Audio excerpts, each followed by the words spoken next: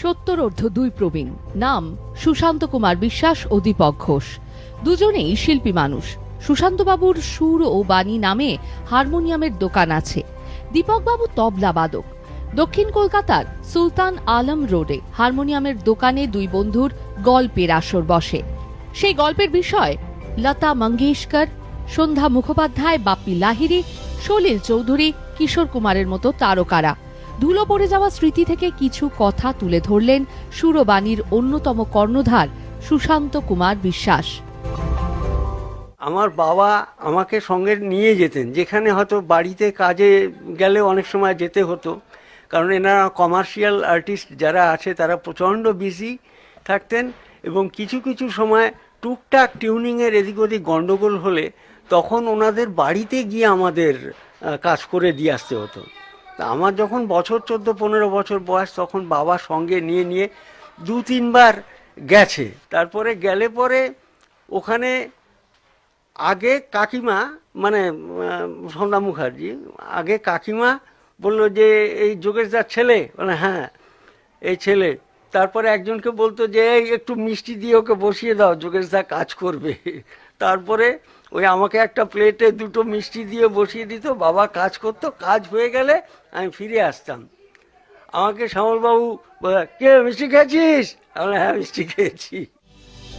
বাবা যোগেশচন্দ্র বিশ্বাসের হাত ধরে হারমোনিয়ামের জগতে পথ চলা শুরু সুশান্তবাবুর। সলিল চৌধুরী, কিশোর কুমার, লতা মঙ্গেশকর, সন্ধ্যা মুখোপাধ্যায়, বাপ্পি লাহিড়ীর বাড়িতে হারমোনিয়াম সারানোর কাজ করতে গিয়েছিলেন সুশান্তবাবু। বাপ্পি লাহিড়ীকে আমি দেখেছি, ও আমার বছর 2-3 ছোট হবে। আমি অপরেশ বাবুর সঙ্গে আমাদের লিঙ্ক ছিল। অপরেশ বাবু গান গাইতেন আর ওনার স্ত্রীও গান করতেন, মানে বাপি বাবুর মা বাসুলি লাহিড়ী। তো মাঝে মাঝে, আগে তো ফোনের এত ব্যাপার ছিল না, আমাকে পাঠাতেন বাবা যে এই খবর বলে আয় অপরেশদার বাজনা রেডি হয়ে গেছে। বাজার থেকে এলেন, তারপরে আমি বললাম আপনার বাজনা রেডি আছে, আপনি নিয়ে আসবেন। বললো আচ্ছা যাও, তুমি যাও, সাবধানে রাস্তা দেখে যেও। এইভাবে আর কি। তো উনাকে পরবর্তীকালে আমাদের এখানে একটা অনুষ্ঠানে দেখেছিলাম লহরার প্রোগ্রাম করতে।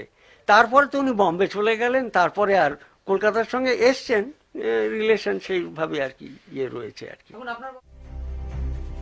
একসময় সন্ধ্যা মুখোপাধ্যায়ের গানের সঙ্গে তবলাও বাজিয়েছিলেন দীপক ঘোষ। শুধু সন্ধ্যা মুখোপাধ্যায়ই নন, বাপ্পি লাহিড়ীর সঙ্গেও তবলা বাজানোর সুযোগ এসেছিল দীপক বাবুর। হ্যাঁ, এইবারে আমি তখন জটিলেশ্বর মুখার্জি, বনশেষ বাজছি, জটিলদার সুরে যত কাজ হতো আমি রেডিও টিভি সব আমি বাড়াতাম, যত রেকর্ডিং।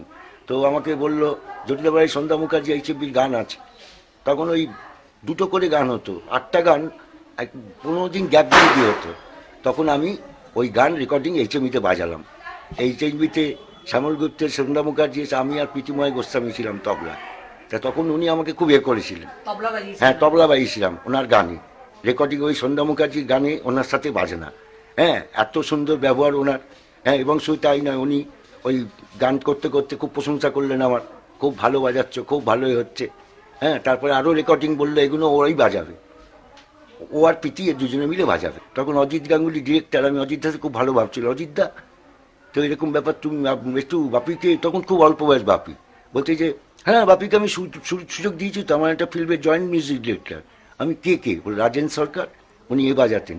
উনি বাপি, আমি বাপির গানটা কোনটা, বলতে যে সন্ধ্যা মুখার্জি, ওটা দীপিকা দাস নাচছে, আমি চকমকি চকমকি চমকে চমকে গুটি দাদি, কেউ ছুঁয়ো না কেউ আমাদের, এই গানটা ওইটা বাপি বলে। হ্যাঁ, ও তখন থেকে ওয়েস্টার্ন ভালো। এবার প্রদীপের প্রোগ্রাম পর আমি দাঁড়িয়ে আছি, তখনকার দিনে 15 টাকা পেতাম। আমি কি হলো আমার টাকাটা, বলছি আমার ওই গাড়িটা গেছে, জিপটা এলে তোমায় নামাবে, টাকাটা। এর মধ্যে একজন এসে বলছে ভাই একটু তুমি চলো না। কেন, কী করবো? না বাপি লাহিড়ী একটু হারমোনিয়াম বাজিয়ে, তখন বাচ্চা ওরও কম, বলছি একটু হারমোনিয়াম বাজাবে। তখন আমার বয়স এই 14 হবে, তখন আরও ছোটো। হ্যাঁ, তুমি যাও তো, তখন তো বাপি লাহিড়ী তুমি যাও তো, এখন আমার এই টাকাটা পাইনি, বাড়ি ফিরবো। তখন কে জানো যে বাপি লাহিড়ী এরকম হবে।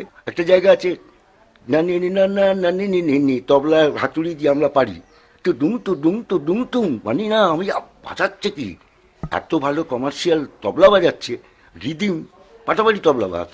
এটা আমার চোখে নিজের দেখা। আর ওই প্রোগ্রামটা এরকম বলার পর কাকে আমি বললাম যে ওর বাজাবো না। এইসব শিল্পীর শূন্যস্থান কোনো দিনও পূরণ হবে না। তাদের ব্যবহার ছিল মধুর ও অমায়িক। দীপকবাবু জানালেন, মারা যাওয়ার খবর শোনা মাত্রই মন খারাপ হয়ে গিয়েছিল তার। লতা মঙ্গেশকর এরা যে এত বড় শিল্পী চলে যাচ্ছে, আমরা খালি গান গাইলে এই গানই করতাম, আমি হারমোনিয়াম বাজালে ওইসব গানই বাজাই। লতা মঙ্গেশকর, সন্ধ্যা মুখার্জি, হেমন্ত মুখার্জি, এরকম গান, শ্যামল মিত্র, মেলোডি গানগুলো। তখন খুবই কষ্ট হলো, বাজালো হারমোনিয়াম। আবার যেই সন্ধ্যা মুখার্জি চলে গেল, সঙ্গে সঙ্গে কিবোর্ড বার করে ফেললাম।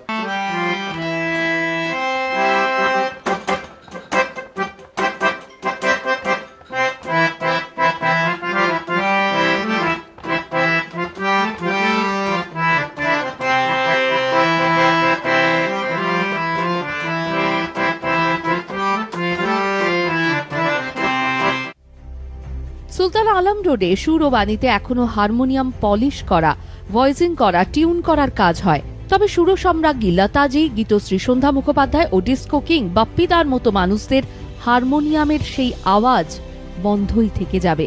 তাদের হাতে ব্যবহৃত সেই সব হারমোনিয়ামের টিউন আর করা হবে না। ক্যামেরায় বাপি ঘোষের সঙ্গে শাহিনা ইয়াসমিনের রিপোর্ট, আর প্লাস নিউজ, কলকাতা।